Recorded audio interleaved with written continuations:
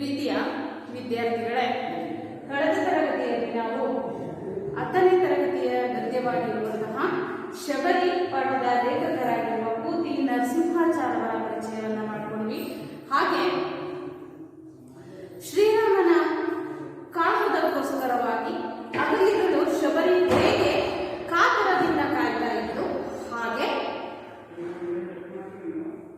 ಸೀತೆಯನ್ನ ಹುಡುಕಿಕೊಂಡು ಹೋದಂತಹ ರಾಮ ಮತ್ತಂಗ ಋಷಿಗಳ ಆಶ್ರಮದಲ್ಲಿರುವಂತಹ ಶಬರಿಗೆ ತನ್ನ ದರ್ಶನ ಭಾಗ್ಯವನ್ನ ಕಲ್ಪಿಸುತ್ತಾನೆ ಎಂಬ ವಿಷಯಗಳನ್ನು ನಾವು ಅಭ್ಯಾಸವನ್ನ ಮಾಡಿದ್ವಿ. ಹೌದಾ ಮಕ್ಕಳೇ?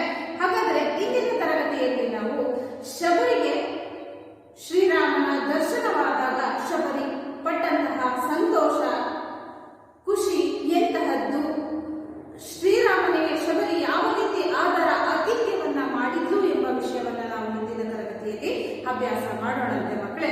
ಮೊದಲಿಗೆ ನಾನು ಮಾದರಿ ವಾಚನವನ್ನ ಮಾಡ್ತೀನಿ, ಎಲ್ಲರ ಪುಸ್ತಕವನ್ನ ನೋಡ್ಕೊಳ್ಳಿ.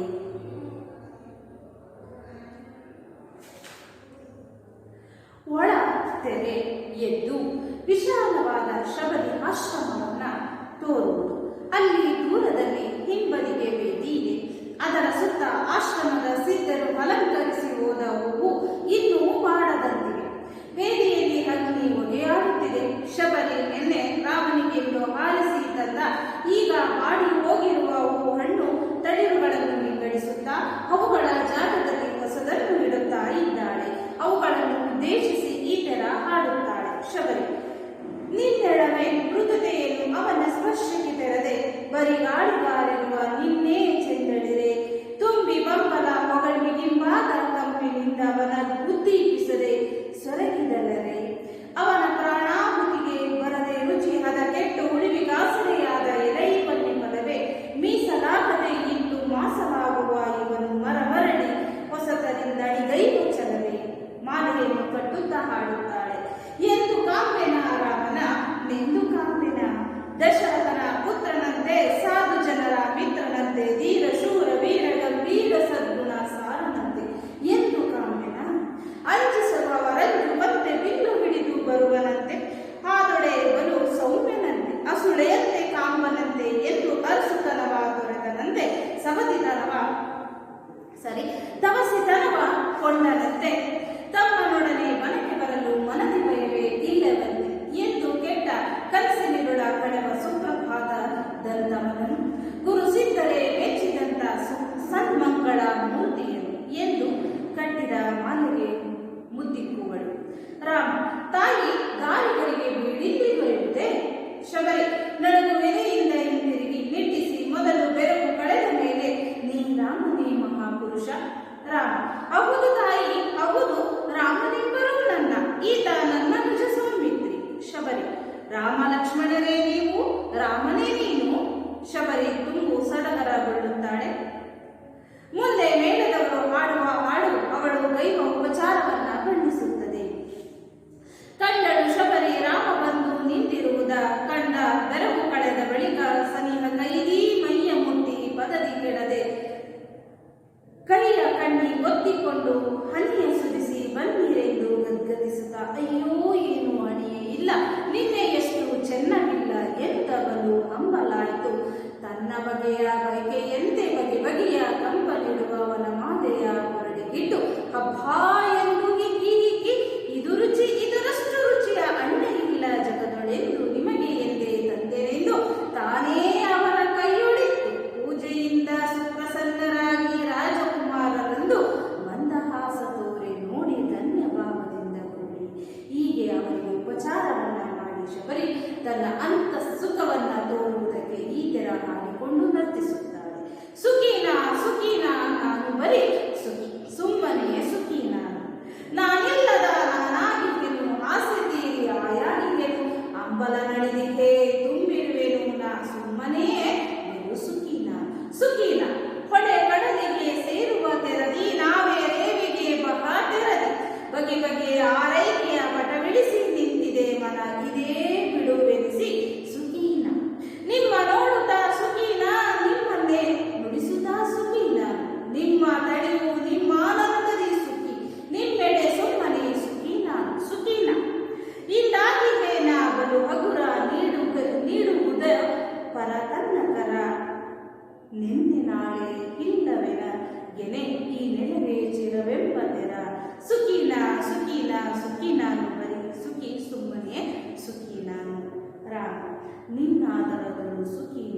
ನಿನ್ನೀ ಸುಖದಳು ಸುಖಿ ನಾವು. ಕಾಡಿನೊಳಿ ಸರಿ ಕಾಡುವ ಪುಣ್ಯಕ್ಕೆ ನಿನಗೆಂದಿಗೂ ಋಣಿ ನಾವು. ಶಬರಿ ರಾಮನ ಮಾತುಗಳನ್ನು ಕೇಳಿ ತನ್ನ ಸೊಗದ ಉನ್ಮಾದವನ್ನು ಸ್ವಲ್ಪ ಅದಕ್ಕೆ ತಂದುಕೊಂಡು ಅವನನ್ನು ನೋಡುತ್ತಾ ಕೊನೆಗೆ ಕಮ್ಮನಿ ತುಂಬಿ ಬಲು ಸಂತಸ ಬಲು ಸಂತಸ ಬಲು ಸಂತಸವಿದೆ. ನನ್ನಾಸೆಯ ಜಾಡ ಹಿಡಿದು ಬಂದಿರಲೈ ಕೊನೆಗೆ ದಡಿದಿರಯ್ಯ ತಡಿದಿರಯ್ಯ ಹಸಿರು ಕೃಷಿಯ ನುಡಿದಿರಯ್ಯ ಬಡವಿ ಒಬ್ಬಳೇ ನಗೆಯುವ ನನಗಿವರು ಕಾತಡಿದಿರಯ್ಯ. ರಾಮ ಕಣ್ಣ ನೀರಿದೇಕೆ ತಾಯೇ ತುಸು ಹೊಣೆಯ ಮಿಂಡ ನಮ್ಮ ಯೋಧ್ಯಾರಮನೆಯೊಳು ಇದಕ್ಕೂ ಲೇಸು ಸಲ್ಲ. ಇದ ಇಂದು ಅಳುವ ಮರೆತೆವು ಇಲ್ಲೇ ಮನೆಯ ನರತೆವು ಇದಿತಾದರ ತೋರುವ ನಿನ್ನ ನಡುವೆ ಎಂದು ಕುಳಿತೆವು. ನೋಡಿ, ಮತಂಗ ಮಹರ್ಷಿಗಳ ಆಶ್ರಮದಲ್ಲಿ ಇದ್ದಂತಹ ಶಬರಿಯನ್ನ ದೂರದಿಂದ ನೋಡಿದಂತಹ ರಾಮ ಲಕ್ಷ್ಮಣರು ಶಬರಿ ನಿಜವಾಗ್ಲೂ ಕೂಡ ಒಬ್ಬಳು ತಪಸ್ವಿನು ಅದು ಅಥವಾ ಇದು ಯಾವುದೋ ಒಂದು ಮಾಯೆ ಇರಬಹುದಾ ಅನ್ನೋದನ್ನು ಪರೀಕ್ಷಿಸುವ ಸಲುವಾಗಿ ಲಕ್ಷ್ಮಣ ಹೇಳ್ತದೆ, ಇವತ್ತು ನೀನು ಮೊದಲು ಹೋಗು ರಾಮ, ಅಣ್ಣ ನಿನ್ನ ಹಿಂದೆ ನಾನು ಬರ್ತೀನಿ ಎಂದೆ. ಈ ಕಡೆ ಆಶ್ರಮದ ಸನ್ನಿವೇಶವನ್ನ ಕವಿ ನಮಗೆ ಲೇಖಕರು ವರ್ಣಿಸುವ ಪ್ರಯತ್ನವನ್ನ ಮಾಡ್ತಾ ಇದ್ದಾರೆ. ಒಳ ತೆರೆಯಿತು ವಿಶಾಲವಾದ ಶ್ರಮಣೀಯ ಆಶ್ರಮವನ್ನ ತೋರುವುದು. ಆಶ್ರಮ ಹೇಗಿದೆ? ಶಬರಿ ಇರುವಂತಹ ಆಶ್ರಮ ವಿಶಾಲವಾಗಿದೆ. ಅಲ್ಲಿ ದೂರದಲ್ಲಿ ಹಿಂಬದಿಗೆ ವೇದಿ ಇದೆ. ವೇದಿ ಅಂದ್ರೆ ಹೋಮ ನಡೆಯುವ ಸ್ಥಳ. ವೇದಿ ಅಂದ್ರೆ ಏನಪ್ಪ? ವೇದಿ ಅಂದ್ರೆ ಹೋಮ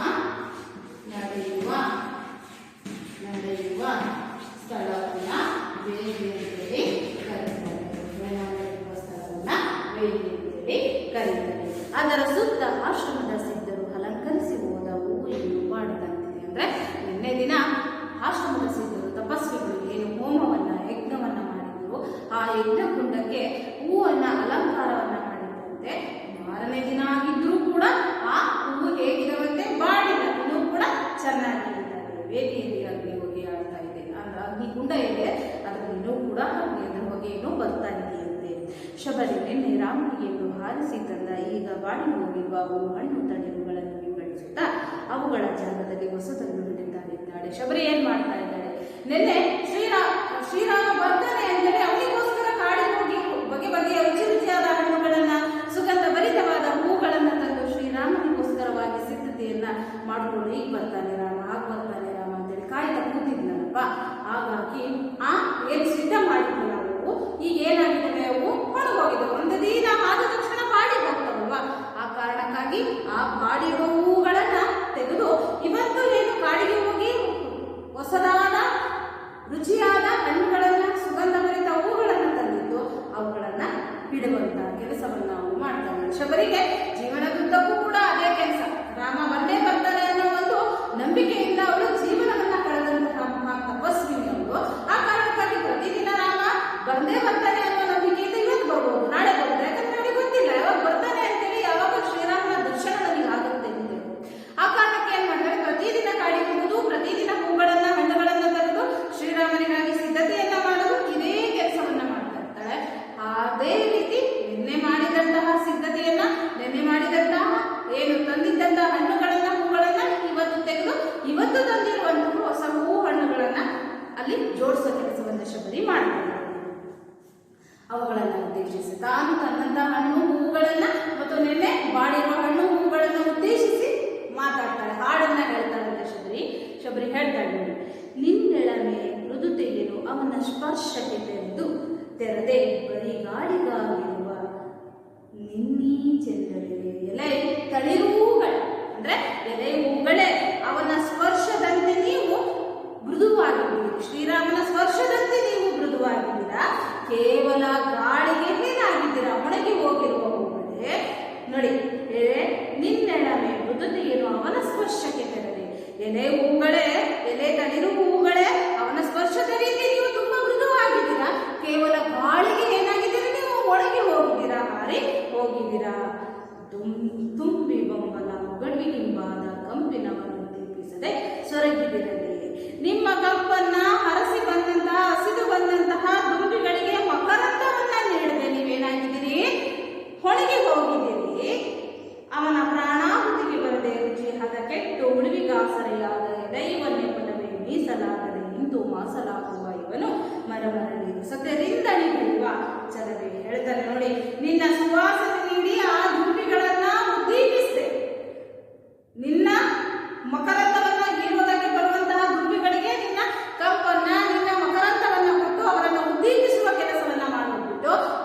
ಎಲ್ಲಿದ್ದೀರಿ ನೀವು? ಹೊಡೆದು ಹೋಗಿದ್ದೀರಾ? ಎಲೆ ಇವನ್ನೇ ಫಲವೇ, ನಿಮ್ಮನ್ನ ರಾಮ ಸವಿಯಲು ಆಗ್ಲಿಲ್ವಲ್ಲ, ನಿಮ್ಮ ರುಚಿಯನ್ನ ರಾಮ ನೋಡೋದಕ್ಕಾಗ್ಲಿಲ್ವಲ್ಲ, ಕೇವಲ ರಾಮನಿಗೆ ನಿಮ್ಮ ರುಚಿಯನ್ನ ಕೊಡೋ ಅವಕಾಶವನ್ನ ನೀವು ಕಳ್ಕೊಂಡು ಕೇವಲ ಉಳಿವಿಗೆ ಆಸರೆಯಾಗಿ ಹೋದ್ರಿ ನೀವು. ಅವನಿಗೆ ಮೀಸಲಾಗಿಟ್ಟ ಫಲ ಪುಷ್ಪಗಳು ಹೊಸ ಮಾಸಾಗಿವೆ. ಆದ್ರೆ ಏನಾಯ್ತು? ಶ್ರೀರಾಮನಿಗಾಗಿ ಮುಡುಪಾಗಿದ್ದಂತಹ ವನ ಪುಷ್ಪಗಳು, ಹಣ್ಣುಗಳು ಏನಾದ್ರು ಮಾಸಲಾದು ಒಣಗಿ ಹೋಗುವ. ಆದ್ರೆ ಏನಂತೆ? ಎಷ್ಟೇ ಹೂ ಒಣಗಿ ಎಷ್ಟೇ ಹಣ್ಣುಗಳು ಮಾಡಿ, ನಾನು ಮತ್ತೆ ಮತ್ತೆ ಶ್ರೀರಾಮನಿಗಾಗಿ ಹೊಸದಾದ ಹಣ್ಣುಗಳನ್ನ, ಹೂಗಳನ್ನ ತಂದು ಅವನಿಗೋಸ್ಕರವಾಗಿ ಕಾಯುವಂತಹ ಛಲ ಮತ್ತೆ ಮತ್ತೆ ನಾನು ಹೊಸದಾಗಿ ಅವನು ಬಂದೇ ಬರ್ತಾನೆ ರಾಮ ಅನ್ನೋ ಆಸೆಯಿಂದ ಹೊಸದಾಗಿ ಎಲ್ಲವನ್ನ ಹಣಿಗೊಳಿಸುವ ಕೆಲಸವನ್ನ ನಾನು ಮಾಡ್ತೀನಿ ಅಂತ ಹೇಳಿ ಹೇಳ್ತಾ ಶಬರಿ ಮುಂದೆ ಹಾಡನ್ನ ಹೇಳ್ತಾನೆ ನೋಡಿ. ಮಾಲೆಯನ್ನ ಕಟ್ಟುತ್ತಾ ತಾನು ತಂದಂತಹ ಏನು ಹೂಗಳಿದ್ದಾವೆ ಆ ಹೂವಿನ ಆ ಮಾಲೆಯನ್ನ ಕಟ್ಟುತ್ತಾ ಹೇಳ್ತಾಳೆ, ಎಂದು ಕಾಂಬೆನ ರಾಮನ, ಎಂದು ಕಾಂಬೆನ, ನಾನು ಯಾವಾಗ ಕಾಣ್ತೀನಿ ರಾಮನ? ಶ್ರೀರಾಮನ ದರ್ಶನ ನನಗೆ ಯಾವಾಗ ಕಾಣ್ತದೆ? ದಶರಥನ ಪುತ್ರನಂತೆ ಹೇಗಿದ್ದಾನಂತವನು? ಯಾರಂತವನು? ದಶರಥ ಮಹಾರಾಜನ ಪುತ್ರ, ಮಗ ಅಂತೆ ಅವನು, ಸಾಧು ಜನರ ಮಿತ್ರನಂತೆ, ಧೀರ ಶೂರ ಗಂಭೀರ ಸದ್ಗುಣ ಸಾರನಂತೆ ಹೇಗಿದ್ದಾನಂತೆ? ಧೀರ ಶೂರ ಸದ್ಗುಣ ಅಷ್ಟೇ ಅಲ್ಲ, ಗಂಭೀರ ಸದ್ಗುಣ ಸಾರನಾಗಿರುವಂಥವನು ಎಂದು ಕಾಂಬಿನ. ನಾನು ಯಾವಾಗ ಮಾಡ್ತೀನಿ ಅವನನ್ನ? ಅಂಜಿಸುವವರಂಜುವಂತೆ ಬಿಲ್ಲ ಹಿಡಿದು ಬರುವರಂತೆ, ಯಾರಾದ್ರೂ ಎದುರಿಸೋಕ್ ಬಂದ್ರೆ ಅವರೇ ಓಡೋ ರೀತಿಯಲ್ಲಿ ಬಿಲ್ಲು ಹಿಡಿದುಕೊಳ್ಳುವಂತ ಅಂತವನು. ಆಗಡೆ ಬಲು ಸೌಮ್ಯನಂತೆ, ಬಿಲ್ಲು ಹಿಡ್ಕೊಂಡು ಬಂದ್ರೂ ಕೂಡ ಹೇಗೆ ಕಾಣ್ತಾನಂತೆ? ಸೌಮ್ಯ ರೀತಿಯಲ್ಲಿ ಕಾಣ್ತಾನಂತೆ, ಶಾಂತವಾಗಿ ಕಾಣ್ತಾನಂತೆ. ಅಸುಳೆಯಂತೆ ಕಾಮನಂತೆ, ನೋಡೋದಕ್ಕೆ ಪುಟ್ಟ ಮಗು ರೀತಿ ಕಾಣ್ತಾನಂತೆ. ಎಂದು ಅರಸುತನವ ತೊರೆದನಂತೆ, ಯಾವತ್ತೋ ರಾಜ ಪದವಿಯನ್ನ ತೊರೆದು ಬಂದಿದ್ದಾನಂತೆ. ತಪಸ್ಸಿತನವ ಕೊಂಡನಂತೆ, ತಪಸ್ವಿಯ ರೀತಿ ನಾರ್ಮಡಿಯನ್ನ ಕೊಟ್ಟು ಕಾಡಿಗೆ ಬಂದಿದ್ದಾನಂತವನು. ತಮ್ಮನೊಡನೆ ಮನೆಗೆ ಬರಲು ಮನದಿ ಭಯವೇ ಇಲ್ಲದಂತೆ, ತಮ್ಮನಾದ ಲಕ್ಷ್ಮಣನ ಜೊತೆಗೆ ಕಾಡಿಗೆ ಬಂದಂತ ಸಂದರ್ಭದಲ್ಲಿ ರಾಜ ಪದವಿಯನ್ನು ಬಿಟ್ಟು ಎಲ್ಲವನ್ನು ತ್ಯಜಿಸಿ ಕಾಡಿಗೆ ಬಂದಾಗ ಯಾವುದೇ ಭಯವನ್ನು ಇಟ್ಟುಕೊಂಡೇ ಅವನು ಬಂದಿಲ್ಲ. ಕೆಟ್ಟ ಕನಸಿನುರುಳು ಕಳೆವ ಸುಪ್ರಭಾತದಂತವು ಗುರುಸಿದ್ದರ ಮೆಚ್ಚಿದಂತ ಸನ್ಮಂಗಳ ಮೂರ್ತಿಯನ್ನು ಹೇಗಿದ್ದಾನಂತೆ? ಸನ್ಮಂಗಳ ಗುರುಸಿದ್ದರು ಮೆಚ್ಚಿಕೊಂಡಿರುವಂತಹ ಸನ್ಮಂಗಳ ಮೂರ್ತಿಯವನು ಕೆಟ್ಟ ಕನಸನ್ನ ಕಂಡಾಗ ನಮಗೆ ಧೈರ್ಯ ನೀಡುವಂತಹ ಶೋಭೆ ಅಂತ ಕರಿತೀವಿ, ದೈವತ್ವ ಅಂತ ಕರಿತೀವಿ. ಅದಕ್ಕೆ ಸರಿಸಮಾನವಾಗಿರುವಂಥವನು ಶ್ರೀರಾಮ. ಅವನನ್ನು ನಾನು ಎಂದು ನೋಡ್ತೀನಿ ಅಂತೇಳಿ ತಾನು ಕಟ್ಟಿದ ಮಾಲೆಗೆ ಮುತ್ತನ್ನು ಹೇಳ್ತಾನೆ. ರಾಮ ತಾಯಿ ದಾರಿಗರಿಗೆ ಬಿಡಿಲ್ಲಿ ಹೇಳುವುದೇ ರಾಮನೇ ಮಾತಾಡ್ತಾನೆ ಶಬರಿಯಲ್ಲಿ. ತಾಯಿ ಇಲ್ಲಿ ದಾರಿಗರಿಗೆ, ಇಲ್ಲಿ ನಮಗೆ ಸ್ವಲ್ಪ ವಿಶ್ರಾಂತಿ ಪಡ್ಕೊಳ್ಳೋದಕ್ಕೆ ಅವಕಾಶ ಸಿಗುತ್ತಾ? ಶಬರಿ ನಡುಗು ಎದೆಯಿಂದ ಹಿಂದಿರುಗಿ ನೆಟ್ಟಿಸಿ ಮೊದಲು ಬೆರಗು ಕಳೆದ ಮೇಲೆ ನೀನ ರಾಮನೇ ಮಹಾಪುರುಷ. ಅವಳು ತನ್ನನ್ನು ತಾನು ಮೈಮರೆತೋ ಶ್ರೀರಾಮನಿಗಾಗಿ ತಾನು ತಂದಂತಹ ಫಲಪುಷ್ಪಗಳನ್ನು ಹಣಿಗೊಳಿಸುವಂತಹ ಸಂದರ್ಭದಲ್ಲಿ ಯಾರೋ ಒಬ್ಬರು ಇದ್ದಕ್ಕಿದ್ದಂತೆ ಬಂದು ಇಲ್ಲಿ ದಾರಿಗಳಿಗೆ ಬೀಡು ಸಿಗುತ್ತಾ ಅಂತೇಳಿ ಕೇಳಿದಾಗ ಎಂದರಿಗಾರು ಗಾಬರಿ ಆಗುತ್ತೆ ಅಲ್ವಾ? ಅದೇ ರೀತಿಯಾಗಿದ್ದು ಯಾರಿಗೆ?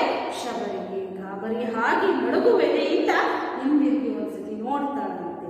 ನೋಡಿ ಹೇಳ್ತಾಳೆ, ನೀವು ರಾಮನೇ ಮಹಾಪುರುಷ? ರಾಮ ಹೌದು ತಾಯಿ, ಹೌದು ರಾಮನೆನ್ನರು ನಿಂಬರು ನನ್ನ ಈತ ನನ್ನ ನಿಜ ಸೌಮಿತ್ರಿ. ಹೇಳ್ತಾನೆ, ಹೌದು ತಾಯಿ, ನನ್ನನ್ನು ಎಲ್ಲ ರಾಮ ಅಂತೇಳಿ ಕರೀತಾರೆ, ಇವನು ನನ್ನ ತಮ್ಮ ಸೌಮಿತ್ರಿ, ಸುಮಿತ್ರೆಯ ಮಗ. ಆ ಕಾರಣಕ್ಕಾಗಿ ಲಕ್ಷ್ಮಣನನ್ನ ಏನಂತ ಕರೀತಾರಪ್ಪ? ಸೌಮಿತ್ರಿ ಅಂತೇಳಿ ಕರೀತಾರೆ. ಸೌಮಿತ್ರಿ ಯಾರು? ಸುಮಿತ್ರೆಯ ಮಗ ಆಗಿರೋದ್ರಿಂದ ಅವನನ್ನ ಸೌಮಿತ್ರಿ ಅಂತೇಳಿ ಲಕ್ಷ್ಮಣನನ್ನ ಕರೀತಾರೆ.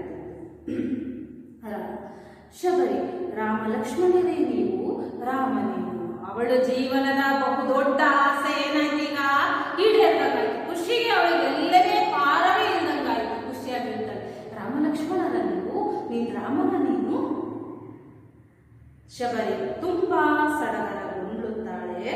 ಮುಂದೆ ಮೇಳದವರು ಹಾಡುವ ಹಾಡು ಅವರು ಯಾವ ರೀತಿ ಸಂತೋಷಗೊಂಡು ಅನ್ನೋದನ್ನ ವ್ಯಕ್ತಪಡಿಸುತ್ತೆ, ಯಾವ ರೀತಿ ಶ್ರೀರಾಮನನ್ನು ಉಪಚರಿಸಿದ್ದು ಅನ್ನೋದನ್ನ ಹೇಳುತ್ತೆ. ಕಂಡಳು ಶಬರಿ ರಾಮ ಬಂದು ನಿಂದಿರುವುದ, ಕಂಡು ಬೆರಗು ಕಳೆದ ಬಳಿಕ ಸನಿಕೈಲಿ ಮೈಯ ಮುಟ್ಟಿ ಪರದಿ ಕೆಳೆದು ಕೈಯ ಕಣ್ಣಿ ಒತ್ತಿಕೊಂಡು ಅನ್ನ ಸುರಿಸಿ ಏನ್ ಮಾಡಿದ್ರಂತೆ? ಸ್ವಲ್ಪ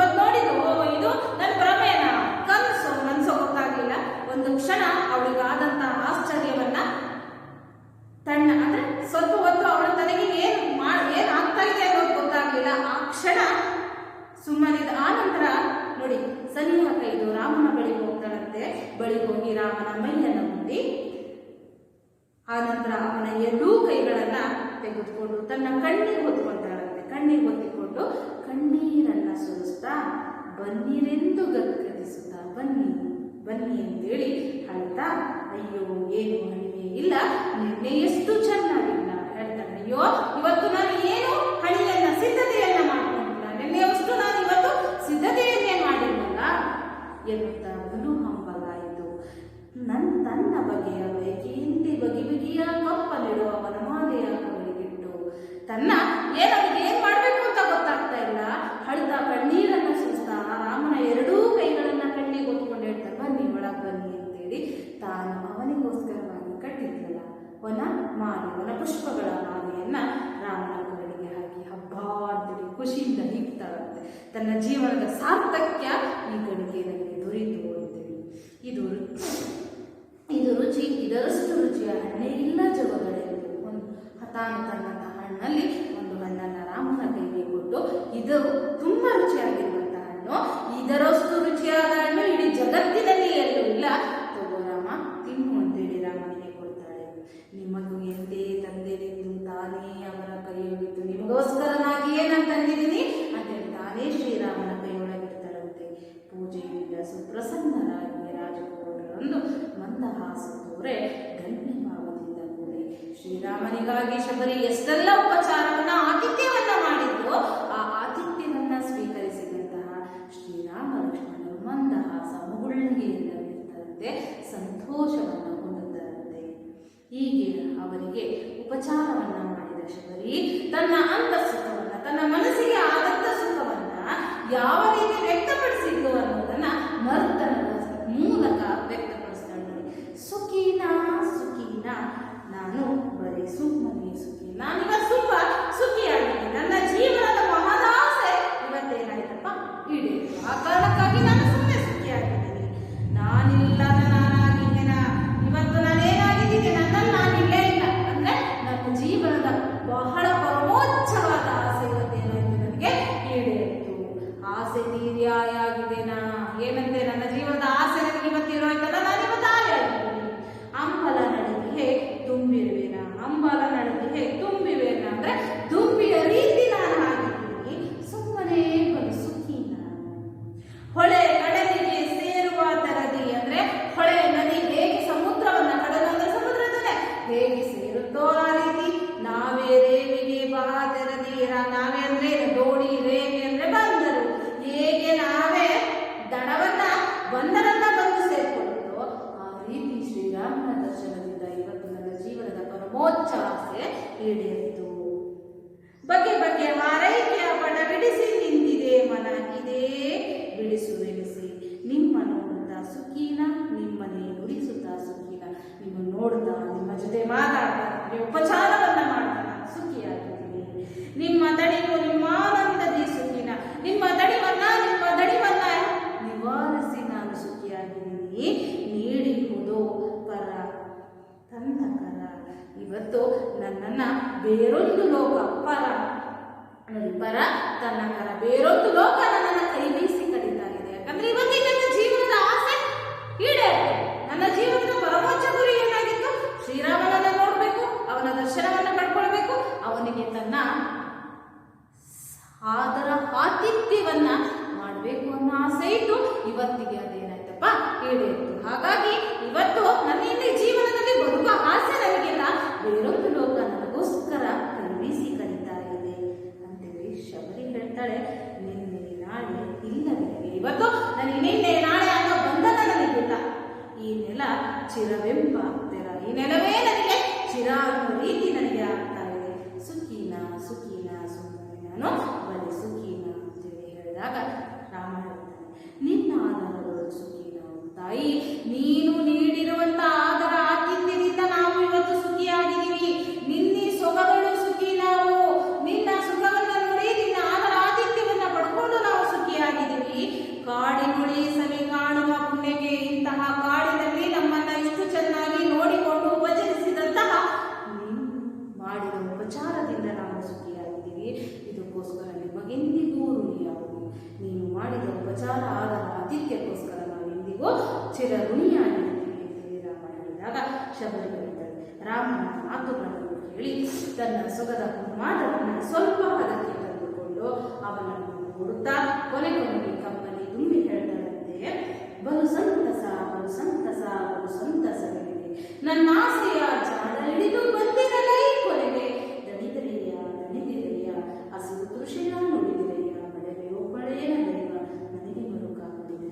ಬಲು ಸಂತಸ, ಇವತ್ತಲ್ಲಿ ತುಂಬಾ ಸಂತೋಷ ಆಗಿದೆ. ನನ್ನ ಆಸೆಯ ಜಾಡನ್ನ ಹಿಡಿದುಕೊಂಡು ನೀವು ಬಂದ್ರಿ, ನೀವು ತುಂಬಾ ಬಳಲಿದ್ರಿ, ತಡೆದಿದ್ರು, ನಿಮ್ಮ ಹಸಿವು ತೃಷೆ ಬಾಯಾರಿಕೆಯಿಂದ ನೀವು ಕಂಗೆಟ್ಟಿದ್ರಿ, ಹೌದು ತಾನೆ? ಬಡವೆ ಒಬ್ಬಳೆ ಏನ್ ಮಾಡಬಹುದು ಅಂತೇಳಿ ನನ್ನ ಬಗ್ಗೆ ನೀವು ಮರುಕವನ್ನ ವ್ಯಕ್ತಪಡಿಸಿದ್ರಿ ಅಂತ ರಾಮ ಹೇಳ್ತಾನೆ. ಕಣ್ಣ ನೀರಿದೇಕೆ ತಾನೇ? ತುಸುವಡೆಯೂ ನೀನು ಮಾಡಿದಂತ ಉಪಚಾರದಲ್ಲಿ ಸ್ವಲ್ಪವೂ ಕೊರತೆ ಇಲ್ಲ. ನಮ್ಮ ಅಯೋಧ್ಯ ಅರಮನೆಗಳು ಇದಕ್ಕೂ ಲೇಸಿಸಲ್ಲ. ನಿಜವಾಗಿಯೂ ನಮ್ಮ ಅಯೋಧ್ಯ ಅರಮನೆಯಲ್ಲಿ ಇಷ್ಟೊಂದು ಇದಕ್ಕಿಂತ ಹೆಚ್ಚಿನದಾದ ಉಪಚಾರವನ್ನ ಯಾರೂ ಮಾಡೋದಿಲ್ಲ. ಅಂತ ಉಪಚಾರವನ್ನ ನೀನು ನಮಗೆ ಮಾಡಿದೀಯಾ? ಇಂದು ಹಳುವ ಮರೆತು, ಇಂದು ನನ್ನ ಮನದ ನೋವನ್ನ ಇವತ್ತು ನಾನು ಮರೆತಿದ್ದೀನಿ. ಇಲ್ಲೇ ಮನೆಯ ನಡೆದು, ಇಲ್ಲೇ ನಮ್ಮ ಮನೆಯ ರೀತಿ ನನಗೆ ವಾಸವಾಯಿತು.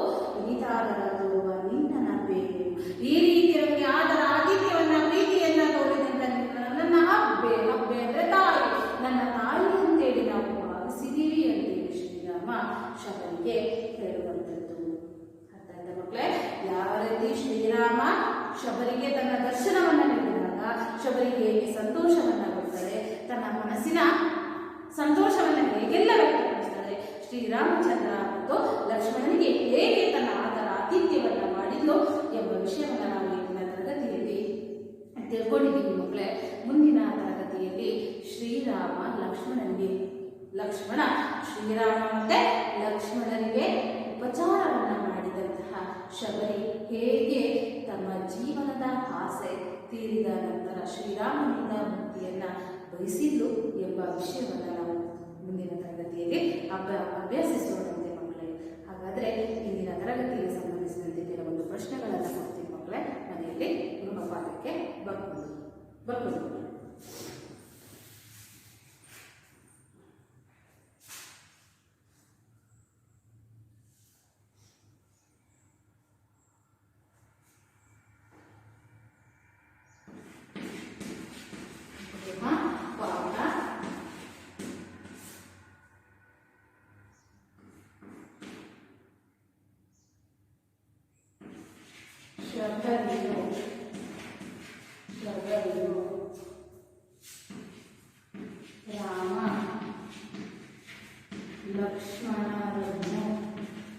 ರಾಮ ಲಕ್ಷ್ಮಣರನ್ನು ಉಪಚರಿಸಿದ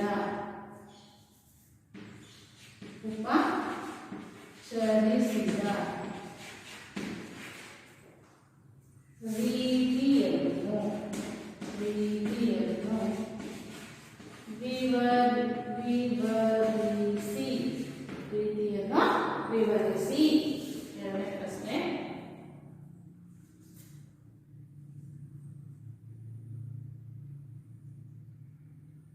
ಶಬರಿ ಗೀತ ನಾಟಕದ ಕರ್ತೃ ಯಾರು?